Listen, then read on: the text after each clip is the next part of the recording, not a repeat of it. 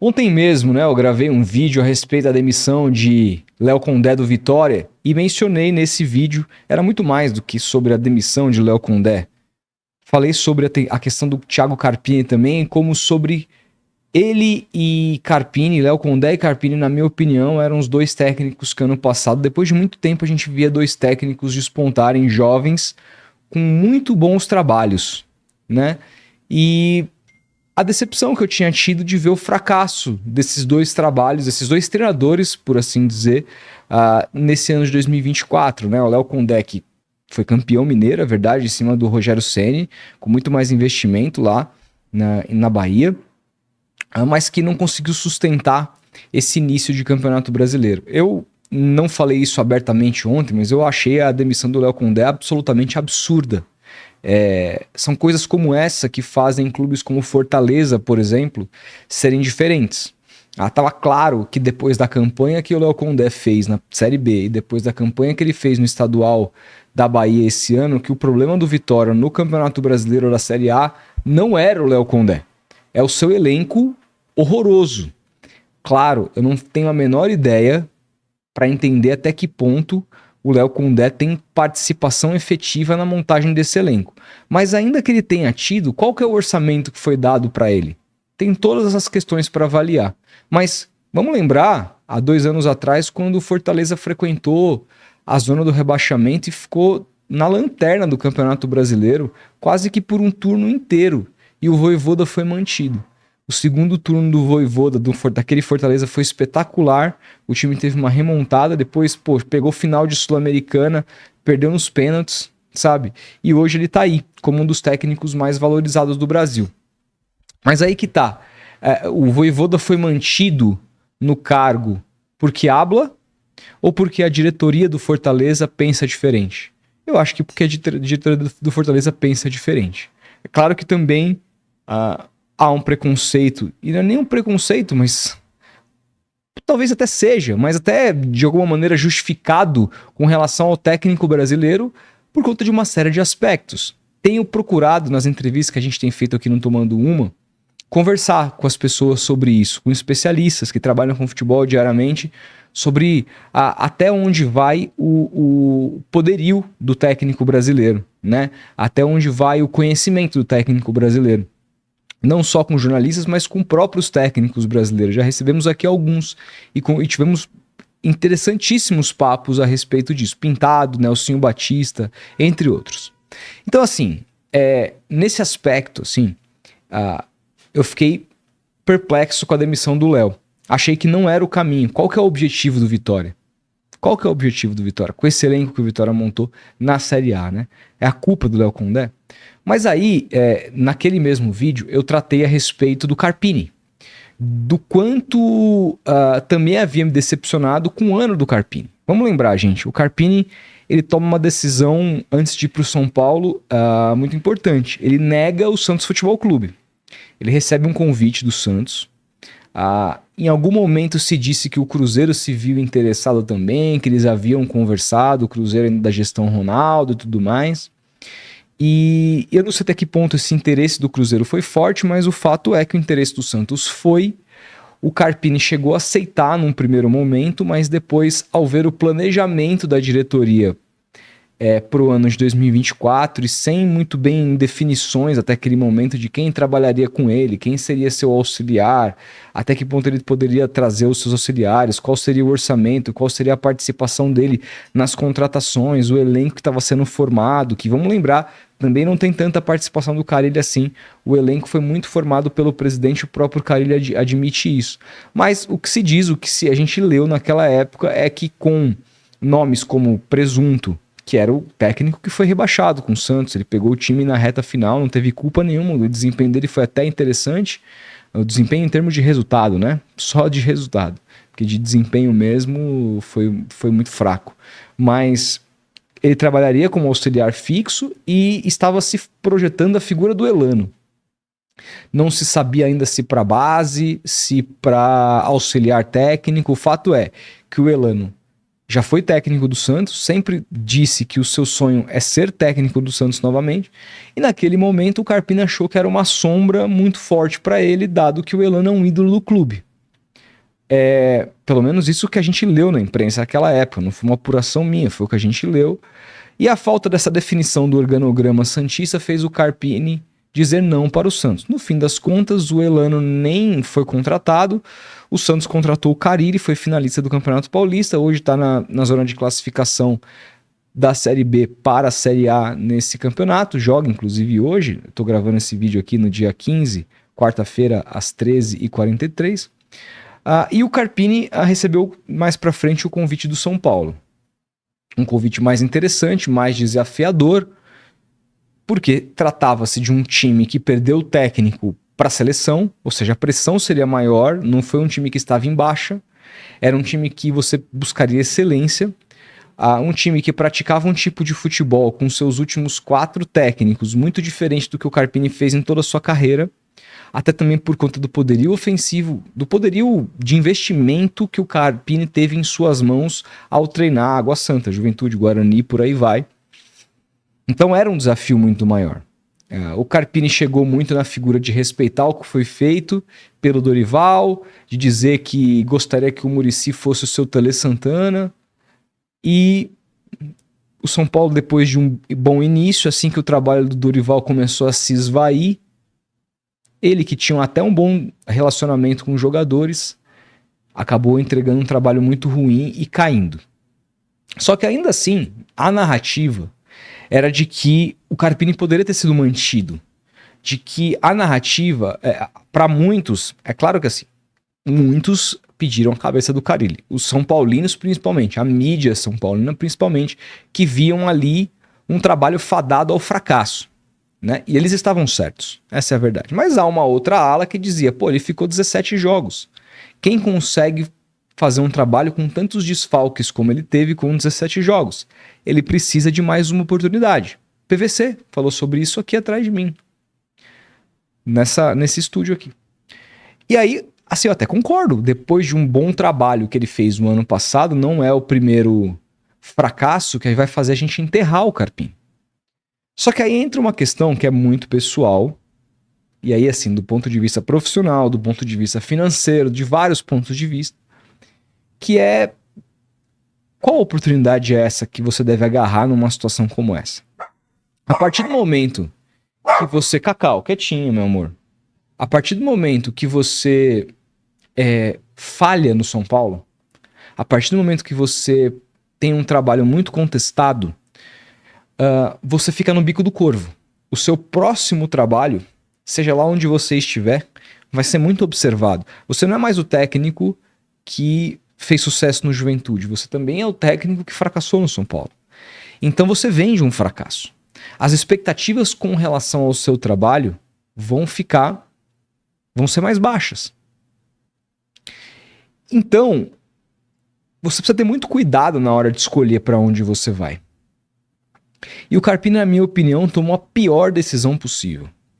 O Vitória, em termos de elenco, ele para mim tem o pior elenco do Campeonato Brasileiro da Série A. É o time mais fraco. Quando o Carpini pega o Juventude também na zona do rebaixamento ano passado e tem uma remontada para classificar o time e ser vice-campeão da Série B, tem alguns aspectos ali bem diferentes. Primeiro que o nível da Série B é outro, isso é claro, óbvio. Segundo que o time do Juventude, em termos de elenco para aquela competição, não era ruim para estar naquele lugar, né? Conversei com o Pintado aqui, que era o técnico naquele momento. O Celso Roth entregou para ele e falou que o trabalho dele foi limpar tudo e deixar uma situação melhor pro Carpini. Eu não sei se necessariamente isso é verdade. Eu não estava lá, eu não vi. Mas o que eu sei é que o elenco do Juventude para a Série B era um elenco muito ok. E os elencos na Série B, com uma diferença aqui ou outra, eles são muito equilibrados.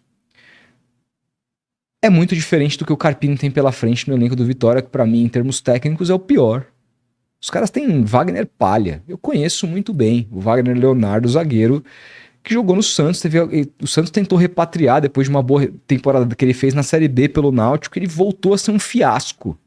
Voltou a ser horroroso. Aí voltou, aí foi bem no Vitória na Série B. Sobe pra primeira divisão e volta a ser um fiasco. Um jogador de Série B. E não tem... Você falar sobre isso não é nenhum demérito. Um jogador de Série B é um jogador de bom nível. Mas não pro principal nível do futebol brasileiro. O Vitória tem o Zeca, outro que eu conheço muitíssimo bem. Passou lá o Luan esse ano. Né? O craque do Vitória na Série B foi o Osvaldo. Então, assim, é um elenco muito fraco. Mas muito fraco. É um elenco que, esse elenco do Vitória na Série A hoje, eu não tenho certeza se subiria da Série B para a Série A. Tenho sérias dúvidas. Então, é um trabalho fadado ao fracasso. O Carpini, até onde eu sei, não é milagreiro. E até onde eu sei, o Vitória não vai fazer uma janela que vai transformar o elenco completamente. Eu acho praticamente impossível que o Carpini faça um trabalho de recuperação nesse Vitória. Para mim, o Léo Condé até é melhor do que ele, conhecia mais o elenco. Se o Léo Condé, que conhecia esse elenco, lá estava, e para mim é superior ao Carpini, não estava conseguindo, vai ser o Carpini que vai conseguir? Pode ser. No futebol, a gente sabe. Futebol é uma caixinha de surpresas, né? Pode ser que ele consiga reativar animicamente aquele grupo, mudar o jeito de jogar, tornar a vida dos adversários um pouco mais difícil, estacionar o ônibus, então buscar resultados que no final da competição possam culminar num salvamento milagroso do rebaixamento. Pode acontecer, e se ele conseguir isso, palmas para o Carpini. Mas a chance dele conseguir fazer isso, na minha visão, é muito baixa. E ele não conseguindo fazer isso, ele pode ficar marcado como um técnico que fez um time cair no início da sua carreira, ou como mais um técnico que foi demitido ao longo do processo. Porque se o Vitória não melhorar, qual que é a garantia que ele tem de que vai ser mantido? O Léo Condé, que foi campeão da Série B, campeão do Campeonato Baiano, foi demitido. Vai ser o Carpini que vai ser bancado? Obviamente que não vai, a diretoria do Vitória não pensa assim. Então, em termos de projeto de clube, em termos de orçamento, em termos de elenco, em termos de nível de disputa, o desafio é perigosíssimo para a carreira do Carpini. Qual que é a visão que a gente vai ter do Carpini se daqui 15 rodadas ele for demitido do Vitória? Quem vai se lembrar do Carpini? Quem vai ser o clube que vai apostar no Carpini de novo? Pode ser que tenha um time da Série B, aí um time da Série C e o nível dele vá baixando. Um cara que chegou no São Paulo, que teve um convite do Santos Futebol Clube, ele deveria escolher muito melhor e até, talvez, nem voltar a trabalhar nesse primeiro momento. Eu sei, eu não tô na conta bancária do cara. Tinha várias notícias na época lá de São Paulo de Léo Dias com ele devendo Deus e o mundo, esposa e o caramba, um monte de dívida. Não sei, talvez a questão seja financeira, ele precisasse aceitar o trabalho para pagar suas contas. Mas eu acho que a médio e longo prazo a decisão é muito ruim do Carpini. E aqui, torcedor do Vitória que está me assistindo esse vídeo, não tem nada a ver com a instituição Vitória, né? Tem nada a ver com o clube. Absolutamente nada a ver. Tem a ver com o projeto. O Vitória, ao demitir um técnico que foi campeão estadual e campeão da Série B, depois de poucas rodadas do Campeonato Brasileiro, porque o time que é fraquíssimo não desempenhou, mostra que o projeto é fraco. Enquanto clube, enquanto diretoria. Enquanto projeto. O planejamento é fraco. E aí, nesse sentido, é muito perigoso, na perspectiva do Carpini, aceitar um convite como esse. Porque pode fazê-lo ir para o ostracismo. Quantos técnicos a gente viu pintarem em clubes grandes, bem, treina ali, cai e aí daqui a pouco desaparece. Anderson Moreira, onde está? Anderson Moreira teve 2 acessos recentemente, já treinou o Santos, já treinou outros. Cadê o Anderson Moreira? Virou um técnico desse tamanho. Não é verdade? Marcelo Oliveira, onde está? Bicampeão pelo Cruzeiro brasileiro, campeão da Copa do Brasil pelo Curitiba, campeão da Copa do Brasil pelo Palmeiras. Onde está Marcelo Oliveira? Entendeu? Tem mais tantos exemplos. Eduardo Batista, que teve passagem por Palmeiras e Fluminense, não vingou. Hoje está lá no Novo Horizontino. Nelsinho Batista falou assim, eu orientei, foi procurado pelo Santos, eu orientei que ele se mantivesse no Novo Horizontino em detrimento do Santos. Tá aí na Série B, não recebeu convite de ninguém se lembra do Eduardo Batista. Quem é o time mais importante na Série A que pensa no Eduardo Batista hoje? Hoje a predileção dos times da Série A está para os técnicos estrangeiros. Novamente o Vasco agora brigando lá embaixo traz um técnico português e um técnico que brigava lá em cima no Campeonato Brasileiro. A predileção é essa. Então, cada vez mais com o espaço se encurtando para o técnico brasileiro, ele não pode errar nas suas escolhas. Ele não pode errar nas suas escolhas. Era preferível que o Carpini pegasse um time de Série B com um planejamento interessante e ele voltasse a disputar essa competição por agora e tentar fazer uma boa campanha, do que pegar um time que está fadado ao fracasso pelo elenco que tem, pela capacidade técnica que oferece. O desafio é gigantesco e a chance, mais do que qualquer coisa, é do Carpini desaparecer, pelo menos para esse primeiro nível do futebol brasileiro. Primeiro nível que ele foi alçado de maneira muito rápida e que teve oportunidade rara de treinar um clube do tamanho do São Paulo. O Luxemburgo, que foi o Luxemburgo e sempre falou isso, sempre quis treinar o São Paulo Futebol Clube e nunca conseguiu.